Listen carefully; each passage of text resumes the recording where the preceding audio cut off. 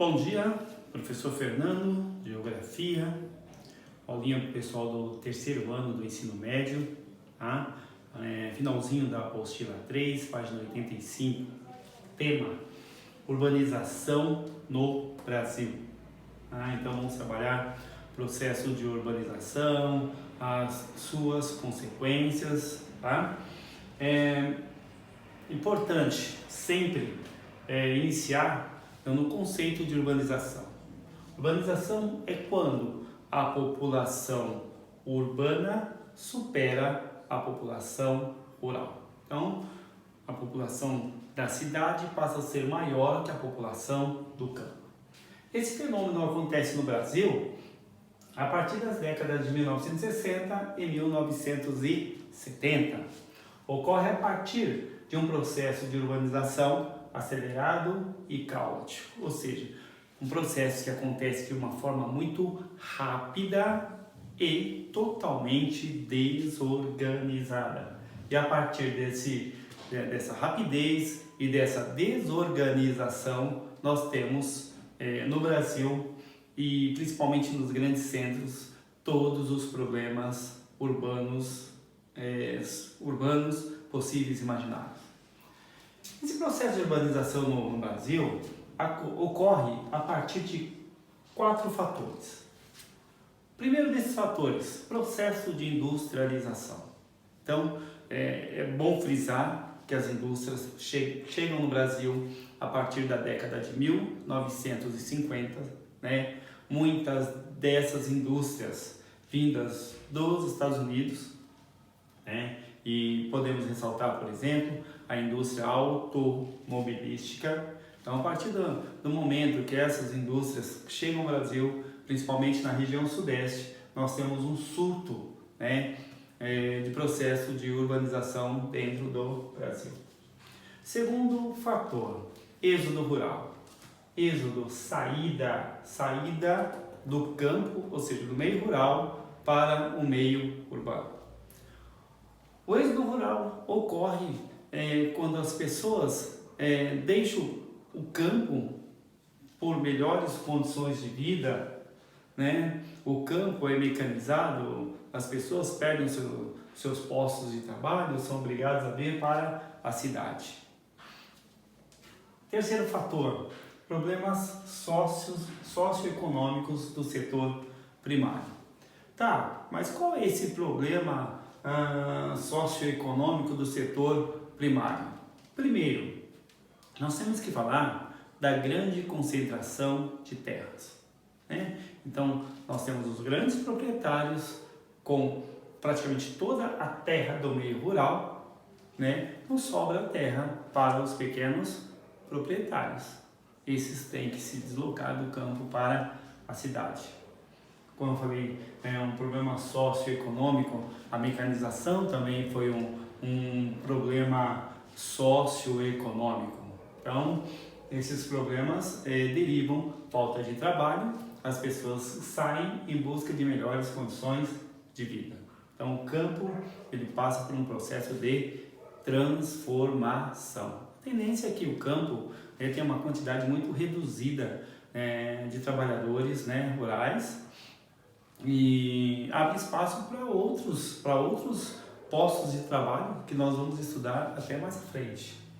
E as calamidades naturais, tipo seca. A seca é uma calamidade natural. Nós temos o processo de desertificação do solo, nós temos o processo de erosão, né? Nós temos as chuvas irregulares. Então, todas essas calamidades fazem com que as pessoas saiam desse meio, do interior, e venham para as cidades.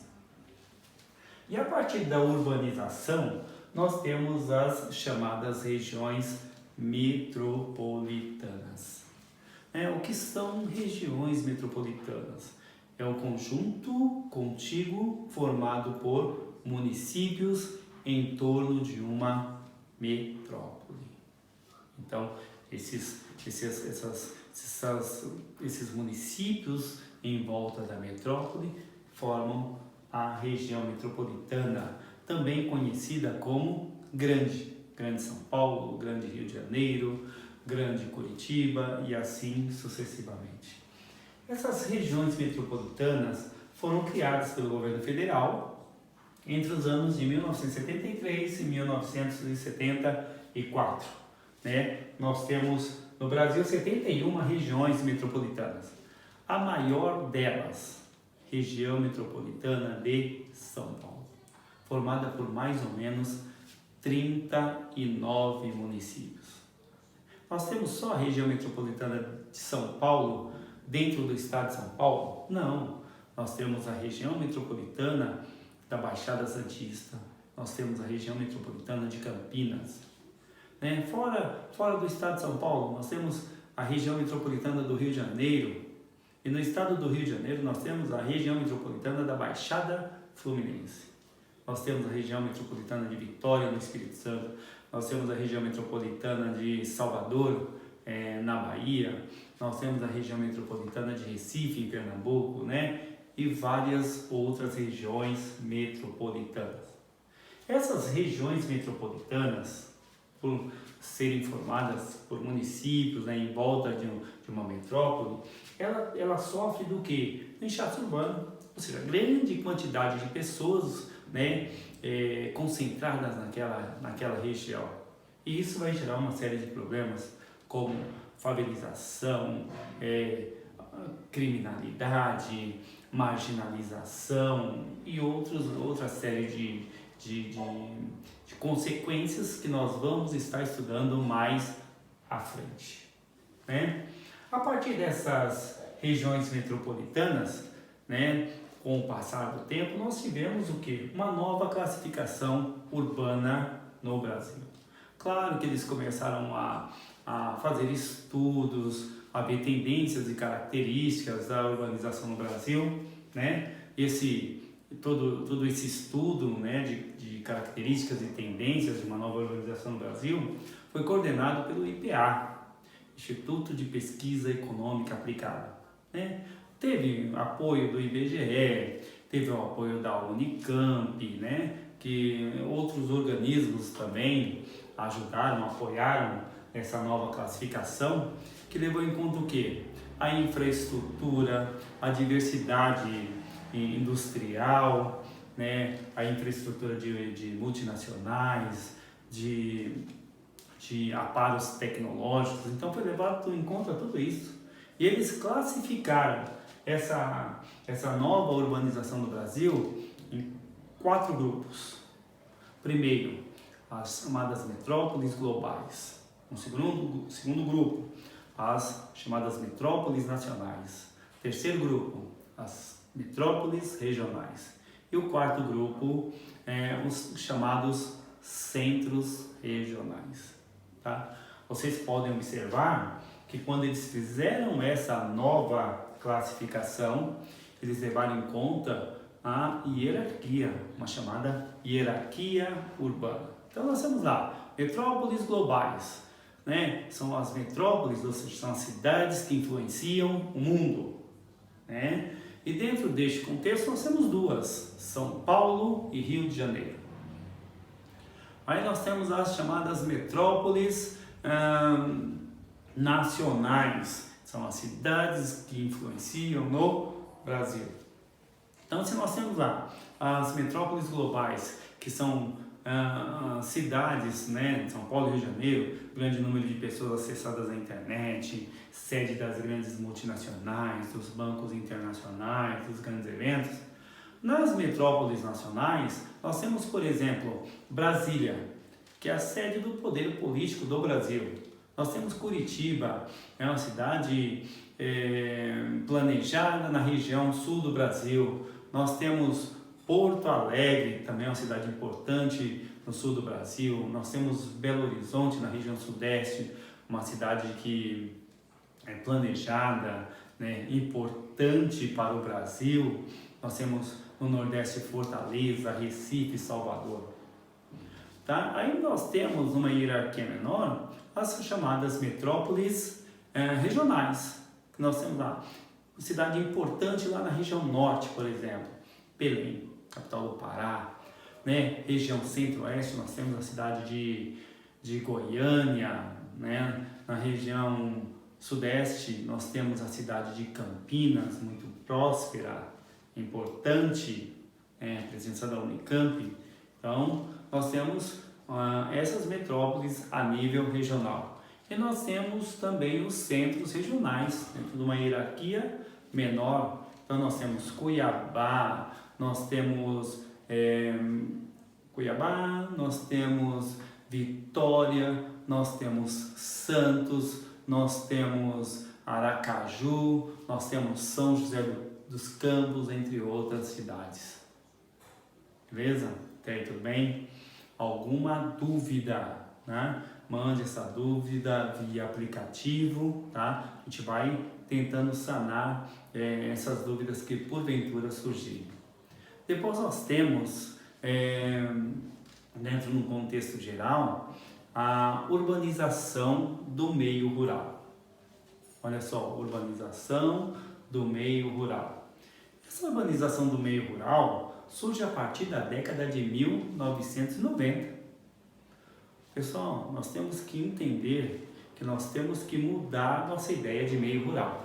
Então nós tínhamos no passado um meio rural onde tinha o homem do campo, matuto, que trabalhava somente com a terra, né? A partir de 1990, segundo estudos, não, mudou toda essa estrutura.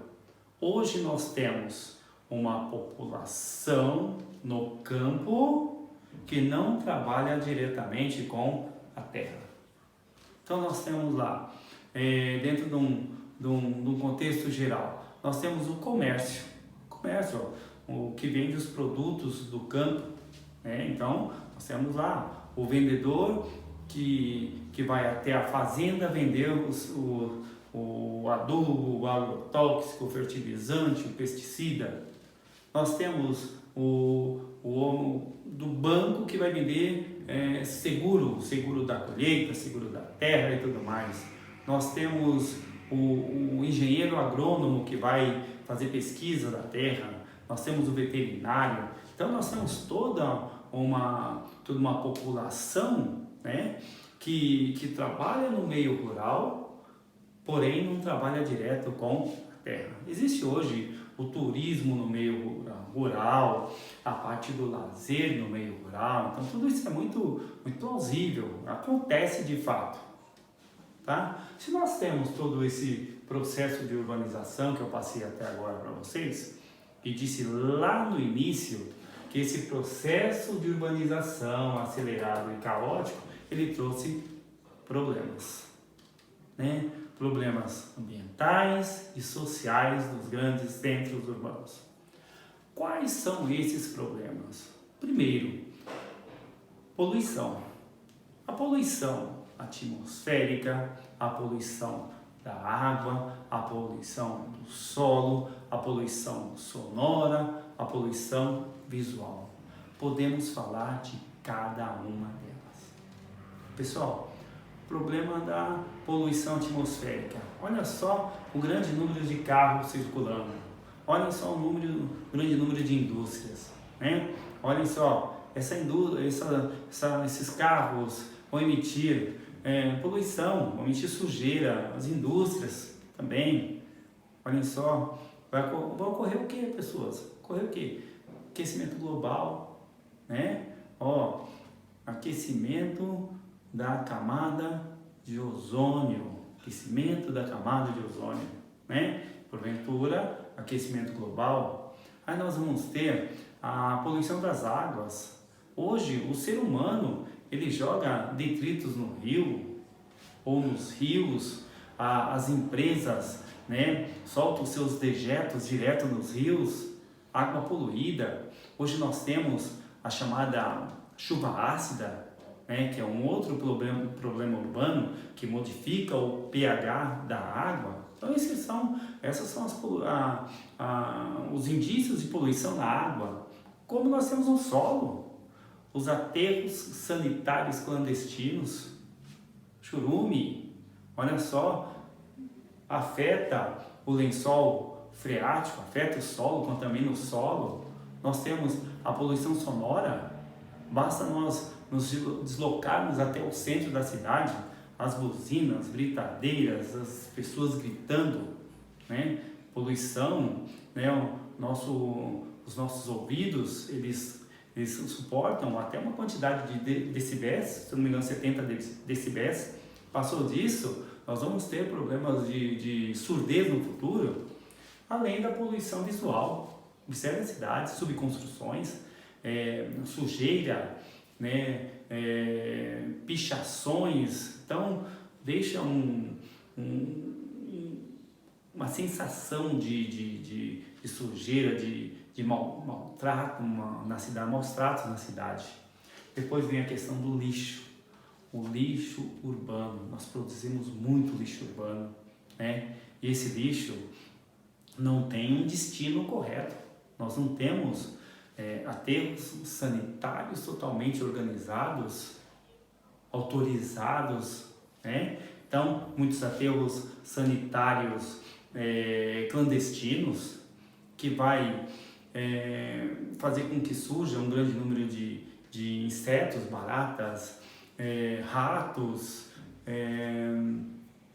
o churume que vai contaminar o solo, o lençol freático. Aí nós temos, dentro dos grandes centros urbanos, esgoto a céu aberto, as crianças brincando, contraindo doenças. Nós temos também outro problema grave urbano, carência de áreas verdes. Só para vocês terem ideia, hoje estão privatizando o verde nos grandes centros. O que é privatizar o verde? É a construção de condomínios fechados. Eles vendem lá condomínios fechados com áreas verdes. Olha só que absurdo, né? Ou então você retira uma área verde para verticalizar a cidade, construção de prédios. Tudo isso denigre, degrada a cidade. Aí nós temos a mudança do clima urbano, né? Olha só, as chamadas ilhas de calor. Nós temos as ilhas de calor, ou seja, o centro da cidade, por exemplo, o centro da cidade de São Paulo, tem uma temperatura maior do que a registrada nas regiões mais periféricas. Isso acontece por quê? Porque ela está muito asfaltada, o asfalto emana calor, os prédios com vidros emanam calor, os prédios fazem com que não ocorra a circulação do ar, também emana calor, a falta de áreas verdes. Então, a temperatura da cidade fica maior do que das regiões periféricas. Aí nós temos congestionamentos monstruosos. Nós convivemos, olha só, estou falando da cidade onde nós vivemos e nós temos todos esses problemas que eu estou enumerando para vocês. Congestionamentos absurdos. As pessoas que trabalham na parte central da cidade, tá, perdem no trânsito mais ou menos 4 horas. 2 horas para chegar ao emprego, 2 horas para voltar. Por quê? Porque nós não temos um transporte coletivo de qualidade. Então as pessoas preferem trabalhar de carro. Então, se vocês observarem a circulação de carros nas grandes avenidas, né, vocês vão verificar cada carro com uma pessoa. Isso é trânsito, isso é congestionamentos, né, congestionamentos monstruosos. E para finalizar, tá? Olhem só a falta de estrutura habitacional. Só na nossa Constituição está escrito: todo cidadão tem direito à moradia. Será que todo cidadão tem direito à moradia? Claro que não, pessoas. Tem pessoas marginalizadas, tem pessoas que não têm onde morar, né? Tem pessoas que estão morando em favelas. As favelas estão aumentando no Brasil, nos grandes centros urbanos. Nós temos favelas monstruosas e as pessoas com o mínimo de infraestrutura, vivendo muitas vezes abaixo da linha da pobreza, né? Então faltam habitações, e as habitações que existem, né, facilitadas muitas vezes pelo governo, é de péssima qualidade, né? Nós temos enormes favelas, e essas favelas crescendo de uma forma acentuada, onde as pessoas não têm o mínimo.